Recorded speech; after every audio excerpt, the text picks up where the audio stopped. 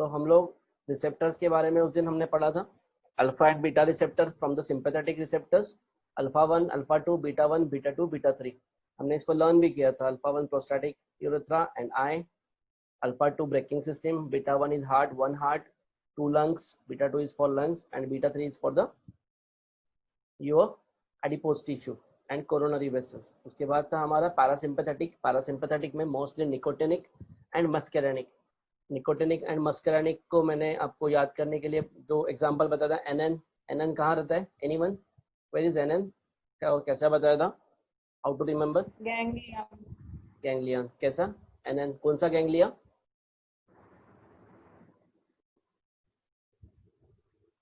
कौन सा ganglia? Ganglia में कौन सा नर्व?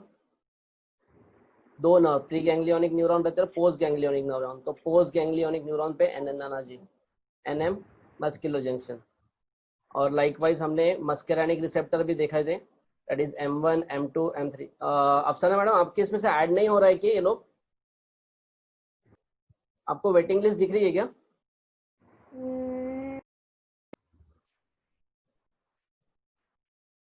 वेटिंग लिस्ट दिख रहा है आपको पार्टिसिपेंट्स का? नहीं।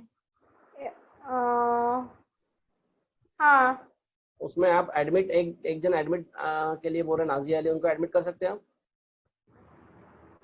इनवाइट करके पूछ रहे हैं। हाँ तो उनको एक्सेप्ट करना सर। नहीं, लेकिन उनका कुछ वो नहीं आ रहा मुझे। चलो ठीक है, मैंने कर दिया। आ गए आ गए। ओके ठीक है। Nicotinic receptor and muscarinic receptors हमने देखे थे, एनएन, एनएम, M1। ये इसको ऐसा याद रखना, 1 2 3 4 5 plus minus plus minus plus, ये ऐसा दिया हुआ है। Means plus means stimulate, means cholinergic nerve, cholinergic में से एसिटिकोलिन अगर M1 के पास जाएंगे, जहाँ पे M1 रिसेप्टर है, उन ऑर्गन को वो स्टिमुलेट करेगा। M2 में जो भी ऑर्गन्स है उसको वो उसको इनिबिट करेगा। जैसे कि स्टिमुलेट करेगा मीन्स गैस्ट्रिक गैंग्लिया में जाएगा तो गैस्ट्रिक का सिक्रीशन बढ़ेगा, गैस्ट्रिक ग्लैंड के सिक्रीशन बढ़ेंगे जो M1 में है। M2 में इनहिबिट करेगा, मतलब कम करेगा, माइनस साइन दिया है, माइनस मतलब इनहिबिट करेगा। तो इनहिबिट करेगा मतलब हार्ट रेट कम करेगा, rate of force of contraction, rate of contraction कम होगा, मीन्स पेशेंट को ब्रेडिकार्डिया होगा। M2 जो माइनस साइन है। M3 में फिर से इसमें स्टिमुलेशन होगा, bladder stimulation, bronchus stimulation, secretions बढ़ेंगे। M4 में फिर CNS डिप्रेशन। M4 जो भी रिसेप्टर ब्रेन में, CNS में जो भी M4 रिसेप्टर्स जहाँ पे भी होंगे, वहाँ पे अगर एसिटिकोलिन जाएगा तो वो ब्रेन को उस पार्ट को इनिबिट करेगा, कम करेगा। अगर M5 रिसेप्टर ब्रेन में कहीं है तो वो उसको स्टिमुलेट करेगा। तो इसको याद रखना, कैसे रखना? M1 इज फॉर प्लस, उसके बाद से उसका चलते जाएगा plus minus plus minus plus. Means अगर आपको याद रहा M1 में प्लस था तो you can easily set M5 में प्लस था, means M1 plus M2 minus plus minus plus. किसी ने पूछा CNS में M4 क्या करता है, CNS में M4 रिसेप्टर क्या करते हैं? तो यू जस्ट रिमेंबर कि था, पहला था प्लस प्लस माइनस, तो M4 इज फॉर माइनस, मतलब इनहिबिशन करेगा। तो इस तरीके से उसको याद रखना है। Muscarinic receptor are mostly present in a CNS। ठीक है, ये हमारा हो गया था, फिर भी हमने एक जस्ट ये ऐड किया था। देन नेक्स्ट हमारा आज का जो टॉपिक है जो शुरू होता है यहाँ से, effect of the sympathetic nervous system. Effect of the sympathetic nervous system मतलब क्या होता है कि सिंपैथेटिक नर्वस सिस्टम में जो भी न्यूरोट्रांसमीटर है, फॉर एग्जांपल एपिनेफ्रिन, नॉरएपिनेफ्रिन। तो एपिनेफ्रिन, नॉरएपिनेफ्रिन ये जो न्यूरोट्रांसमीटर है किसके? सिंपैथेटिक के। पैरासिम्पैथेटिक का न्यूरोट्रांसमीटर कौन सा है? एसिटिलकोलिन। सिंपैथेटिक का न्यूरोट्रांसमीटर कौन सा है? नॉरएड्रेनालिन। ठीक है, फिर नॉरएड्रेनालिन अगर आपके रिसेप्टर पे जाएगा, नॉरएड्रेनालिन अगर रिसेप्टर, नॉरएड्रेनालिन किसका है? सिंपैथेटिक का। सिंपैथेटिक के रिसेप्टर्स कौन से? Alpha and beta. तो नॉरएड्रेनालिन कहाँ पे जाके काम करेगा? अल्फा एंड बीटा रिसेप्टर्स पे।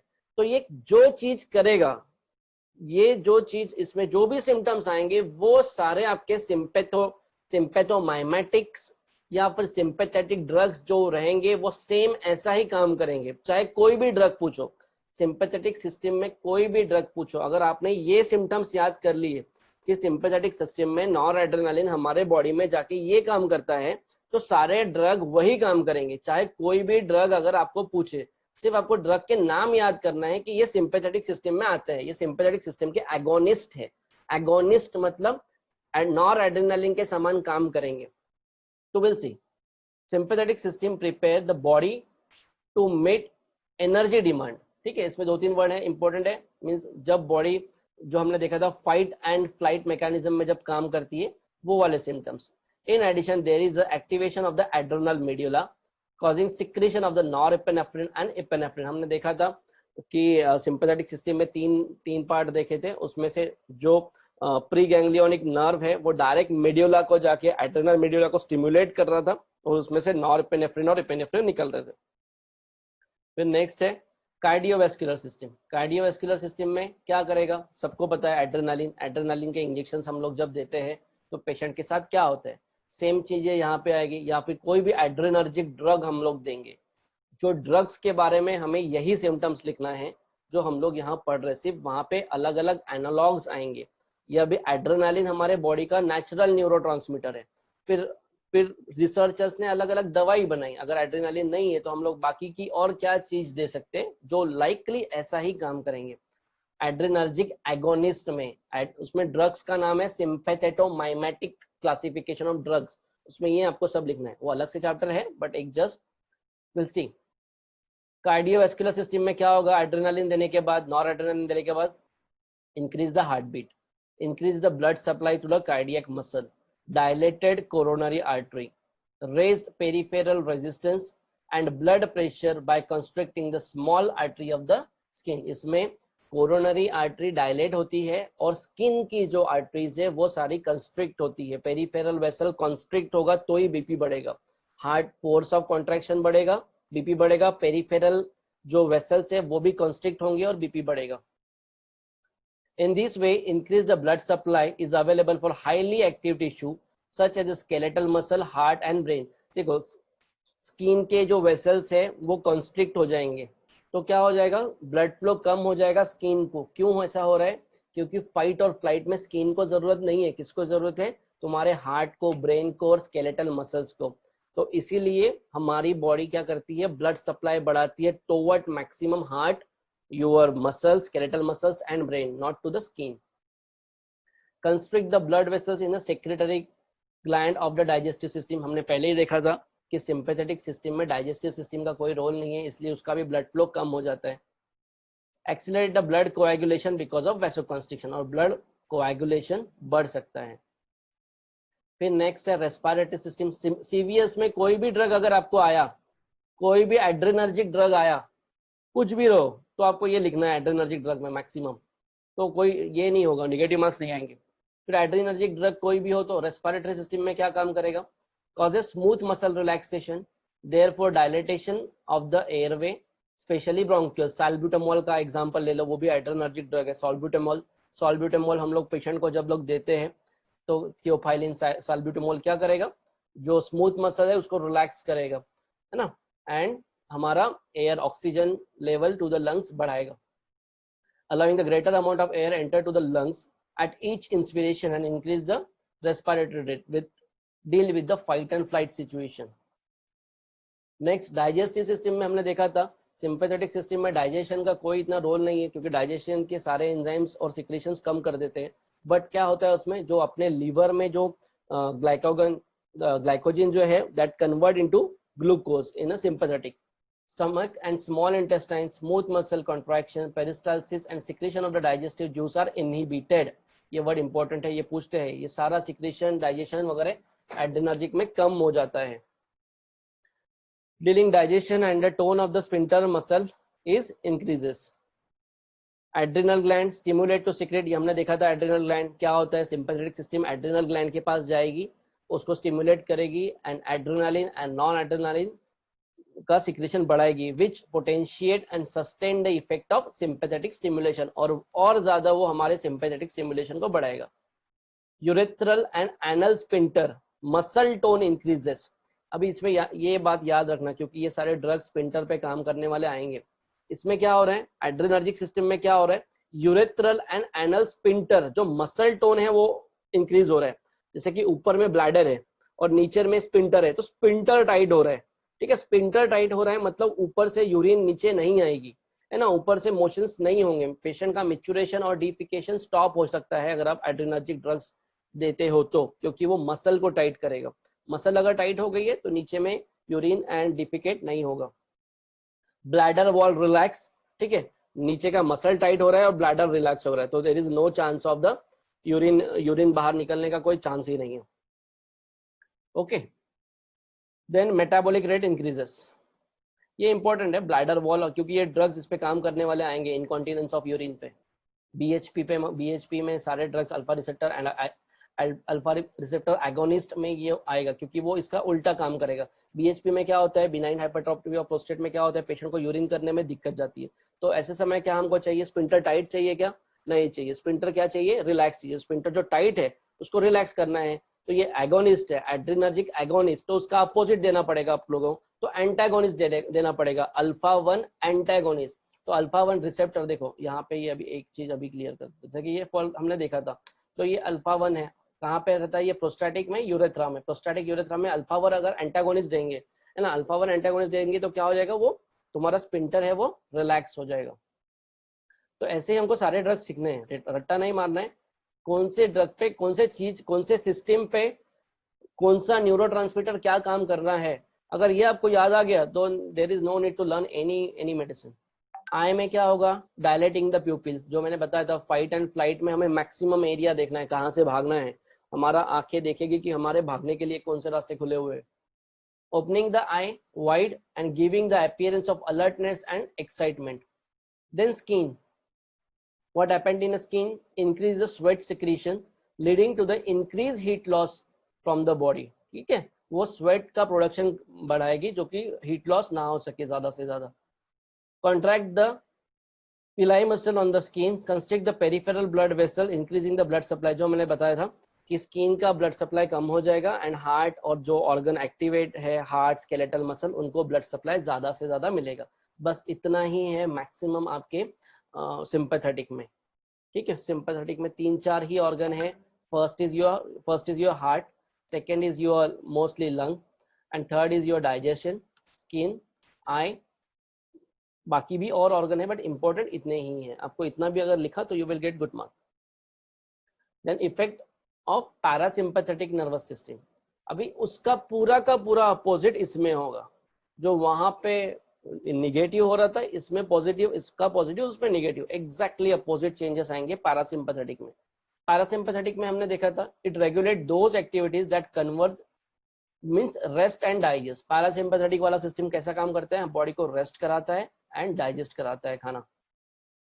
The parasympathetic nervous system dominate over a sympathetic activity in the glands and the smooth muscles of the blood, stimulating glandular secretion and the blood movement necessary for the food to be digested and absorbed। ठीक है, इसमें क्या हो रहा है, जो खाना पचाने के लिए जो काम करना है that is done by the parasympathetic। तो क्या क्या होगा खाना पचाने के लिए, सलाइवेशन बढ़ेगा, लैक्रिमेशन होगा, यूरिनेशन होगा, डिफिकेशन होगा, all are controlled by parasympathetic nervous system। ये वाइवा में पूछते हैं कि lacrimation, urination, defecation, salivation which is system is controlled, तो पैरासिम्पैथेटिक। कार्डियोवैस्कुलर सिस्टम, फिर से वही सारी सिस्टम से, सिर्फ इफेक्ट उनके अलग रहेंगे। सीवीएस में क्या होगा, decrease the rate and force of heart beat, sympathetic में बढ़ रहा था, पैरा में कम हो रहा है। Constrict coronary artery reducing the blood supply to the cardiac muscles, देखो मोस्टली इवनिंग में heart attack, mostly early morning भी कभी कभी होते हैं, तो that may be because of, अगर किसी पेशेंट को अथेरोमा नहीं है, vasospastic angina, mostly vasospastic angina जब होता है जब कोरोनरी आर्टरी वेसल्स में स्पाज्म आता है ना, तो that may be happen in the morning, early in the morning, ऐसा हो सकता है। जब पैरासिम्पैथेटिक सिस्टम ज्यादा एक्टिवेट है तो कोरोनरी आर्टरी में स्पाज्म आ सकता है। फिर रेस्पिरेटरी सिस्टम में क्या होगा, produce contraction of smooth muscle in the airway wall causing constriction, bronchus का constriction करेगी, ब्रोंकस को नैरो करेगी, सांस लेने में दिक्कत होगी। पैरासिम्पैथेटिक सिस्टम के हार्मोन्स अगर ज्यादा स्टिमुलेट हो गए तो, या फिर ऐसी कोई दवाइयाँ दी, ऐसे कोई हमने एगोनिस्ट दिए जो कि पैरासिम्पैथेटिक सिस्टम को स्टिमुलेट करते हैं। For example organophosphorus poisonings, organophosphorus poisoning अगर पेशेंट को ऑर्गेनोफॉस्फोरस दिया जाता है तो उसका रेस्पिरेटरी ब्रोंकस कॉन्स्ट्रिक्ट होगा और रेस्पिरेटरी सिक्रीशंस बढ़ेंगे, पेशेंट को मोशंस लगेंगे, पेशेंट को ब्रैडिकार्डिया होगा। ये सारे सिम्टम्स आपको जो मिलेंगे वो सारे ऑर्गेनोफॉस्फोरस में पॉइजनिंग में मिलेंगे आए, क्योंकि ऑर्गेनोफॉस्फोरस आता है हमारा कोलिनर्जिक में। फिर आई में क्या होगा, constriction of the pupil, pupil narrow हो जाएंगे, छोटे हो जाएंगे।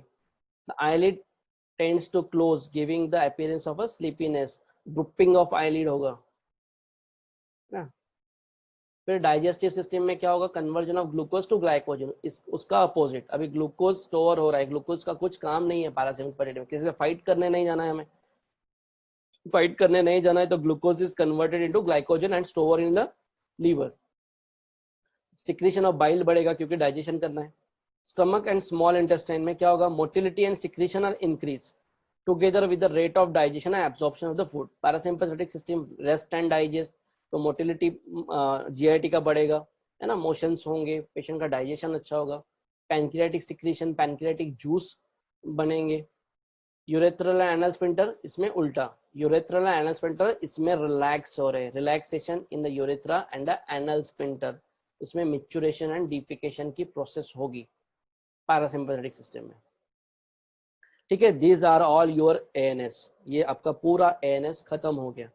ठीक है, अभी इसमें सिर्फ है हमें ड्रग्स, जो ड्रग्स के नाम है वो भी एक मीन्स 4 लेक्चर है, कोलिनर्जिक, एड्रेनर्जिक, हर एक इसका एगोनिस्ट और एंटागोनिस्ट, बट मेन जो थीम है ना, रिसेप्टर्स और न्यूरोट्रांसमीटर्स। अगर ये समझ के आपको कि कौन सा रिसेप्टर कहाँ है, कौन सा न्यूरोट्रांसमीटर कहाँ है, तो that will be easy for you. Some important points है जो वाइवा के लिए और एमसीक्यू के लिए पूछते हैं, वो इसमें निकाल के रखें। इंपॉर्टेंट पॉइंट्स, सिंपैथेटिक सिस्टम का पूछते हैं कहाँ है ओरिजिन, थोरैकोलम्बर। पैरासिम्पैथेटिक का पूछते हैं क्रेनियोसैक्रल। क्रेनियल नर्व्स पूछते हैं कौन सी आती है पैरासिम्पैथेटिक में, 3, 7, 9, 10। Third is oculomotor, facial, glossopharyngeal and vagus. Sacral nerve S1 to S4 या S2 to S4 भी बोलते हैं, S2, S3, S4। ठीक है, सिंपैथेटिक, पैरासिम्पैथेटिक, थोरैकोलम्बर, ये वही है, सेम चीज है। ये कौन सा लॉन्ग है कौन सा शॉर्ट है वो भी पूछते हैं। पैरासिम्पैथेटिक स्पेलिंग बड़ी है, first neuron is long.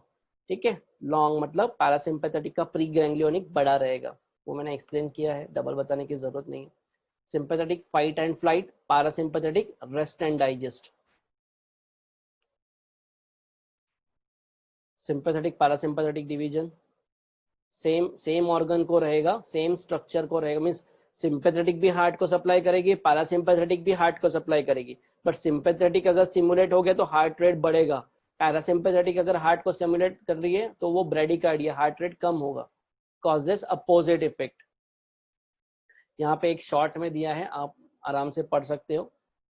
Heart rate बढ़ेगा, ब्रोंकस कौन सा है ये, सिंपैथेटिक, हार्ट रेट बढ़ेगा, ब्रोंको डायलेटेशन होगा, जीआईटी मूवमेंट कम होगी, bladder, urine flow, प्यूपिल, मेट्रियासिस and gland decreases.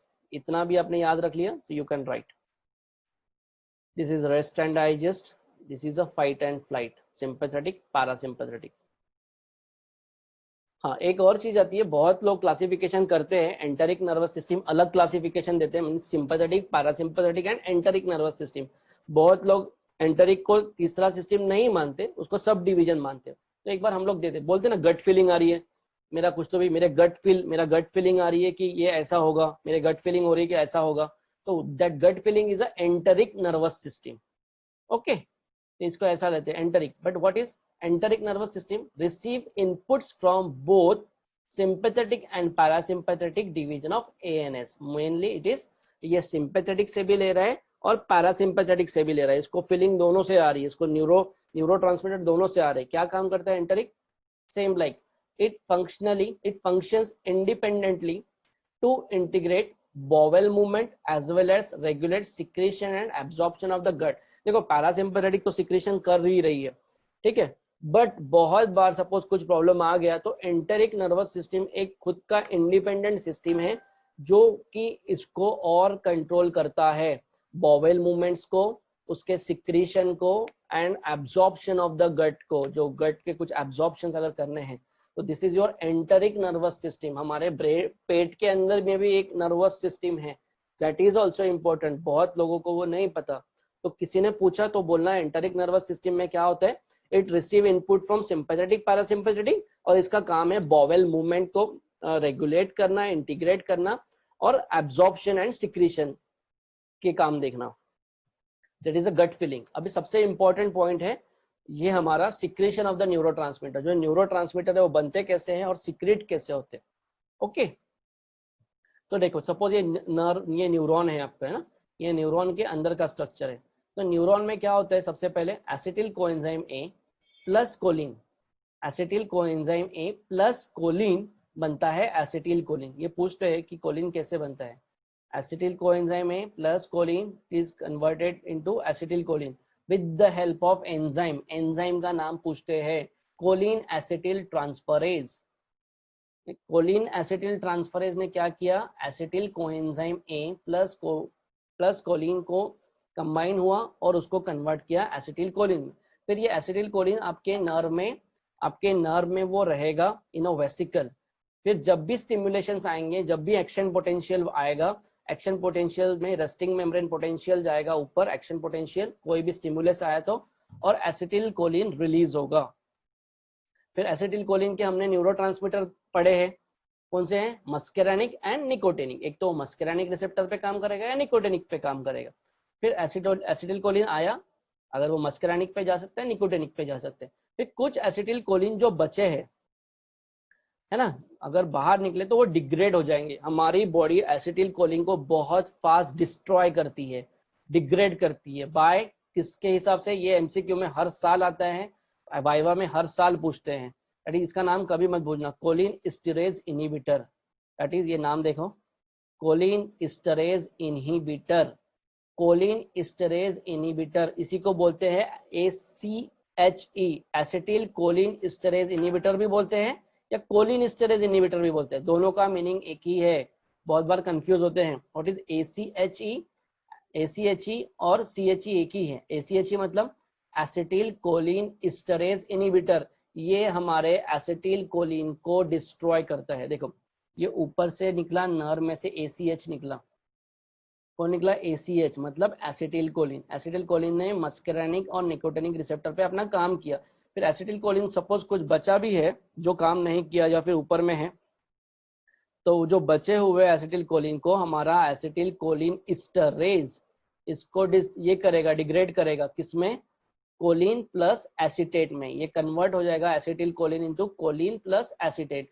फिर ये कोलिन वापस जाएगा ऊपर एंड फिर से रीयूज होगा, कोलिन गेट अगेन रीयूज। ये न्यूरो हार्मोनल ये पूछते हैं ना, ये कैसे होता है, तो ये सारी 6 स्टेप्स है, ये आपने पढ़ लेनी है। What are the 6 steps of neuro transmitter, neuro humoral transmission. Neuro humoral transmission मतलब ह्यूमरल मतलब नर्व में करंट आया और उसमें कोई केमिकल मैसेंजर निकला, इसी को बोलते हैं न्यूरो ह्यूमरल। बुक में बहुत लंबा चौड़ा लिखा हुआ है, पर आपको वाइवा में इतना नहीं बताना है। न्यूरो ह्यूमरल मतलब नर्व से कोई इलेक्ट्रिक स्टिमुलस आया और वो as a messenger, chemical messenger, as a humoral मतलब केमिकल मैसेंजर के हिसाब से बाहर निकला। मीन्स ये नर्व में से कोई करंट आ रहा है, स्टिमुलस आ रहे हैं और इसमें से chemical messenger like acetyl choline release हो रहा है, that is called as a neuro humoral transmission. देखो फर्स्ट स्टेप में क्या है, सिंथेसिस ऑफ एसिटिल कोलिन। आपको ये 6 स्टेप लिखनी है, बहुत बार वाइवा में और एग्जाम में पूछा है कि how that neuro humoral transmission या फिर एसिटिल कोलिन का सिक्रीशन कैसे होता है, सिक्रीशन एंड पूरा का पूरा उसका क्या फेडिंग है। First step, synthesis of acetyl choline. Acetyl choline बनता कैसा है, ये डायग्राम आपको निकालनी है और उसका एक्सप्लेनेशन लिखना है। क्या लिखना है, आपका जो कोलिन है, कोलिन जो फर्स्ट स्टेप जो हमने ये ऊपर वाले डायग्राम में दिखा था, जैसे कि आपका फर्स्ट स्टेप में लिखेंगे acetyl coenzyme A plus choline, इसका कंबाइनेशन होंगे and with the help of choline acetyl transferase वो बनेगा acetyl choline. This is the first step. Second step में क्या हो रहा है, वो जो एसिटिल कोलिन बना हुआ है, एसिटिल कोलिन बना हुआ है वो आपके एक वेसिकल्स में जाएगा, वो स्टोर रहेगा, एक बलून जैसे, एक वैक्यूल जैसे फॉर्म में वो स्टोर रहेगा, है ना। वैक्यूल में वो स्टोरेज होता है, पहला formation of acetyl choline, second storage of acetyl choline. फिर क्या होगा, release of neurotransmitter. Release of neurotransmitter मतलब जब भी कोई करंट आएगा, जब भी स्टिमुलस आएगा तो न्यूरोट्रांसमीटर ये एसिटिल कोलिन रिलीज करेगा। फिर चौथा स्टेप कौन सा है, binding to the receptor. Binding to the receptor, अगर न्यूरोट्रांसमीटर एसिटिकोलिन निकला तो कहीं ना कहीं जाके बाइंड होगा, कहाँ बाइंड होगा उसके बारे में आपको लिखना है, वो उसके मस्करानिक या निकोटिनिक रिसेप्टर पे बाइंड होगा। ये होगी चौथी स्टेप। पांचवी स्टेप में क्या होगा, अभी बाइंड हो गए, कुछ एसिटिलकोलिन बचे हुए हैं, सिर्फ हमारे पास एक 5-10 मिनट है, आई विल एक्सप्लेन इट। फिर ये क्या होगा, ये जो बाइंड हो गए, बाइंड होने के बाद कुछ बचे तो वो आपके एंजाइम एसिटिल कोलिन इस्टरेज उसको ब्रेक डाउन करेगा। किस में ब्रेक डाउन करेगा, कोलिन में, कोलिन और एसिटेट में उसको ब्रेक डाउन करेगा। कौन ब्रेक डाउन करने वाले एंजाइम का नाम क्या है, एसिटिल कोलिन इस्टरेज, क्योंकि इसमें पूरा का पूरा चैप्टर है एसिटिल कोलिन इस्टरेज पे, ठीक है, drug acting on acetyl choline esterase. तो ये एंजाइम का नाम आपने याद रखना है। तो पांचवी स्टेप होगी, वो डिग्रेड हो गया, कोलिन बच गया, कोलिन बन गया, कोलिन फिर से ऊपर गया एंड कोलिन का फिर से रीयूज हो गया। That is the sixth step, recycling of choline. Easy है, बिल्कुल इजी है, 6 स्टेप आप इजीली आप बोल सकते हो। Synthesis, storage, release, binding to the receptor, degradation of acetyl choline and recycling of choline. Simple form में लिखो एग्जाम में, अगर आपने अच्छे से डायग्राम भी बनाई ना तो नीचे का कोई कुछ नहीं पड़ेगा, और वाइवा में आपको कोई डिटेल में बताना नहीं है, 6 स्टेप सिर्फ बताने। Okay, then next is your देखो एसिटिल, वो स्टेप्स मैंने इसमें लिखा है। Acetyl choline is synthesized from acetyl coenzyme A. Acetyl choline कहाँ से बनता है, acetyl coenzyme A and choline by the enzyme choline transferase in the nervous system. This enzyme thought to exist primarily in the nerve terminal cytoplasm. So acetylcholine is stored in a vesicle at the end of the cholinergic acetylcholine producing neuron in the peripheral nervous system. When a nerve impulse arrives, the terminal of a motor neuron acetylcholine released into neuromuscular junction. वो same चीज जो मैंने explain की थी। Acetylcholine is rapidly destroyed by the enzyme acetylcholine esterase and thus is effective only briefly. मतलब suppose आप कोई patient को सिर्फ डायरेक्ट एसिटिलकोलिन देते हो, उसके एनालॉग, उसके भी नए नए ड्रग मॉलिक्यूल है, डायरेक्टली एसिटिलकोलिन करके दवाई नहीं मिलती, क्योंकि आपने दे भी दी तो वो तुरंत डिस्ट्रॉय हो जाएगी आपके बॉडी में। इनहिबिटर ऑफ एंजाइम एंटीकोलिनिस्टरेज, ये बाद में पढ़ेंगे। The neurotransmitter acetylcholine is excitatory at neuromuscular junction in a skeletal muscles, causing muscle to contract. देखो जो हमने सोमैटिक नर्वस सिस्टम पढ़ा था, सोमैटिक नर्वस सिस्टम याद है, सोमैटिक नर्वस सिस्टम में क्या देखा था हमने, एक नर्व थी, वो नर्व डायरेक्टली जाके मिल रही थी आपके स्केलेटल मसल्स को। वो स्लाइड पे लेके चलूं क्या, कि याद है, चलो लेके चलता। देखो ये सोमैटिक नर्वस सिस्टम है। सोमैटिक नर्वस सिस्टम में क्या हो रहा था आपका, ये स्केलेटल, यहाँ से जो मसल ये जो निकले थे, है ना, ये जो नर्व निकली हुई है, ये डायरेक्ट आपके पास कहाँ जा रही है, स्केलेटल मसल्स को। बट इसका न्यूरोट्रांसमीटर कौन सा है, एसिटिलकोलिन ही है। मतलब एसिटिलकोलिन आपके स्केलेटल मसल्स में भी काम करती है। अब तो वो क्या काम करती है, विल सी। तो एसिटिलकोलिन आपका वो दोनों जगह आ रहा है, तो आपको उसको याद रखना है। क्या काम कर रहे हैं,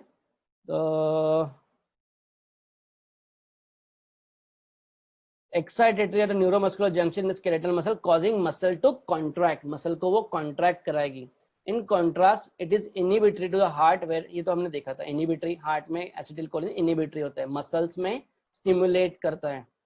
तो इसमें कौन से बीमारी में काम आएगा, myasthenia gravis is an autoimmune condition that causes muscle weakness, especially after a person is active. Myasthenia gravis causes immune system to block, destroy acetylcholine receptor. Myasthenia gravis, I think Amitabh Bachchan is suffering from myasthenia gravis. तो myasthenia gravis में क्या हो रहा है, myasthenia gravis में जो आपके acetylcholine के जो रिसेप्टर है वो डिस्ट्रॉय हो जाते हैं, या फिर एसिटिलकोलिन काम नहीं कर पाता है। तो उस कंडीशन में हमारे ये ड्रग मॉलिक्यूल काम में आएंगे जो एसिटिलकोलिन का सिक्रीशन बढ़ाएंगे या फिर रिसेप्टर को स्टिमुलेट करेंगे।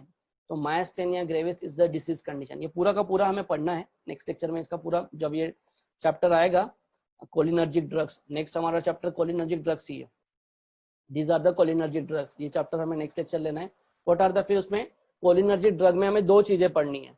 इसके बाद सारे ड्रग मॉलिक्यूल शुरू होंगे। दैट इज फर्स्ट, उसमें से हम लोग लेंगे कोलिनर्जिक ड्रग। कोलिनर्जिक ड्रग को ही बोलते हैं कोलिनोमाइमेटिक या पैरासिम्पैथेटोमाइमेटिक। अभी देखो इसमें बहुत जन कंफ्यूज होते हैं और बहुत जनों को ऐसा लगता है कि ये बहुत डिफिकल्ट है, बट कुछ डिफिकल्ट नहीं है, सिर्फ सारा वर्ड का खेल है।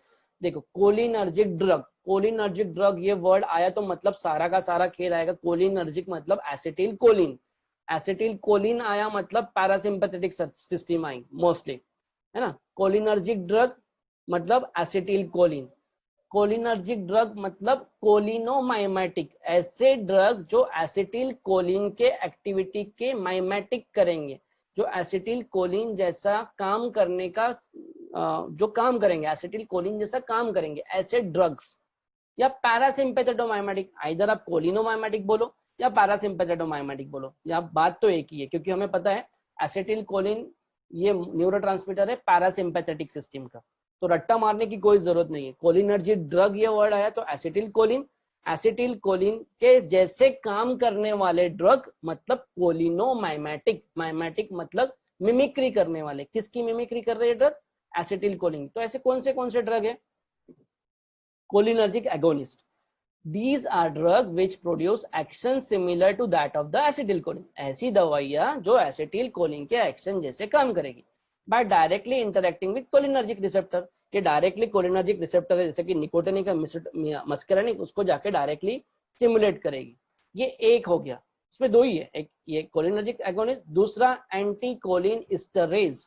एंटी कोलिन एस्टरेज मतलब these are drugs which produce action similar to the acetylcholine by increasing availability of acetylcholine, for example physostigmine, neostigmine. देखो एंटी कोलिन एस्टरेज मैंने अभी आपको बताया था, ठीक है। एसिटिल देखो मैंने अभी आपको बताया था ये कोलिन एस्टरेज, देखो कोलिन एस्टरेज इनहिबिटर, क्या है ये? Choline esterase inhibitor. तो हमारे ड्रग कौन से हैं जो हमने अभी सेकंड जो नाम लिया, that is anti choline esterase.